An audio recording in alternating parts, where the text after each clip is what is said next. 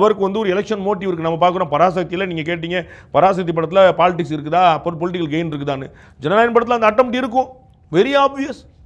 அவருக்கு வந்து எலெக்ஷன் வருது, அப்போ வந்து ஏப்ரல் மாதம் போலிங் வரும்போது ஜனவரிலேருந்து அந்த பிப்ரவரி லாஸ்ட் வரைக்கும் அந்த படம் ஓடிச்சுன்னா அந்த மொமெண்டம் இருக்கும். அதற்கு பொலிட்டிக்கல் மேலேஜுக்காக ட்ரை பண்ணுறாரு, அவர் ஒத்துக்கிறாரு. அவர் கட்சி ஆரம்பிச்சிருக்காருங்கிறது யாருக்கும் தெரியாத ரகசியம் கிடையாது. அப்புறம் வந்து ஏன் அந்த சென்சார் போர்டு செயலுங்கிறது ஒரு $1 மில்லியன் கேள்வி தான். நோட் கிடைச்ச தகவல் சரியாக இருந்தால் ஒரு 20-30 நாட்களுக்கு முன்னாடியே கட்ஸ் முடிஞ்சிருச்சு.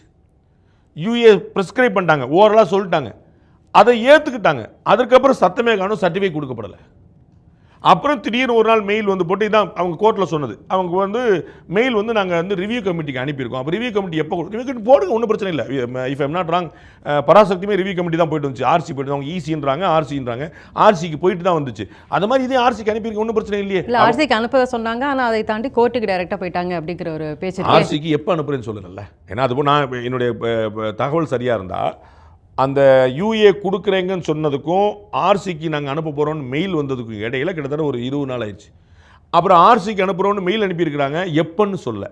அது வந்து ஆல்மோஸ்ட் ஒரு 5-6 தேதி ஆயிடுச்சு. அவங்க 9ஆம் தேதி பிளான் பண்ணியிருந்தாங்க. அப்போ ஆர்சி பார்க்கணும், அவங்க ஏதாவது 2 கட்டு கொடுப்பாங்க வைப்பான்னு. அப்போ வந்து ஒரு அன்சர்டனிட்டி தெரிஞ்சுது. இப்போ அன்னைக்கு அந்த மெயிலே கூட இன்னைக்கு சாயந்தரம் உங்களுக்கு நாங்கள் ஆர்சி பார்க்கணும் சொன்னால் சரின்னு இருப்பாங்க.